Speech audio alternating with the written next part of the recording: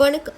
வடசென்னை கிழக்கு மாவட்ட காங்கிரஸ் சார்பில் தேர்தல் அறிக்கை குறித்த விரிவான கருத்து கேட்பு கூட்டம் வருகின்ற 2026ஆம் ஆண்டு நடைபெறவுள்ள தமிழக சட்டமன்ற தேர்தலை முன்னிட்டு தேர்தல் அறிக்கையை மக்கள் நலன் கருதி மையப்படுத்தி தயாரிக்கும் நோக்கில் வடசென்னை கிழக்கு மாவட்ட காங்கிரஸ் கமிட்டி சார்பில் பொதுமக்கள் மற்றும் நிர்வாகிகளிடம் கருத்து கேட்பு கூட்டம் நடைபெற்றது.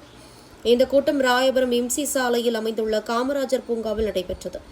கூட்டத்திற்கு மாவட்ட தலைவர் மதுரமாகாணி ஃபரூக் தலைமை தாங்கி பொதுமக்களின் கருத்துக்களே கட்சியின் தேர்தல் அறிக்கையின் அடிப்படையாக அமையும் என குறிப்பிட்டார்.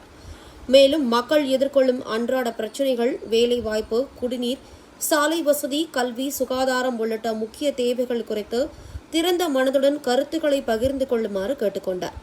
இக்கூட்டத்தில் சிறப்பு அழைப்பாளராக தமிழ்நாடு காங்கிரஸ் கமிட்டி மேலிட பொறுப்பாளர் திரு எம் இதயத்துல்லா கலந்து கொண்டு உரையாற்றினார். அவர் பேசுகையில், மக்களின் எதிர்பார்ப்புகளை உணர்ந்து அதற்கேற்ற வகையில் செயல் திட்டங்களை உருவாக்குவது காங்கிரஸ் கட்சியின் முக்கிய நோக்கமாகும்.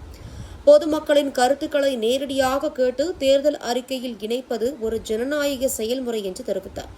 மேலும் சமூக நீதி, பொருளாதார முன்னேற்றம் மற்றும் இளைஞர்களுக்கான வாய்ப்புகள் ஆகியவற்றை முன்னிறுத்தும் வகையில் அறிக்கை தயாரிக்கப்படும் என்றும் கூறினார். இந்த கூட்டத்தில் வடசென்னை கிழக்கு மாவட்டத்திற்குட்பட்ட பல்வேறு நிலை நிர்வாகிகள், பகுதி பொறுப்பாளர்கள் மற்றும் காங்கிரஸ் பேரியக்க செயற்பாட்டாளர்கள் பெருமளவில் கலந்து கொண்டனர். பொதுமக்களும் ஆர்வமுடன் பங்கேற்று தங்களது கோரிக்கைகள், பிரச்சினைகள் மற்றும் ஆலோசனைகளை பகிர்ந்து கொண்டனர்.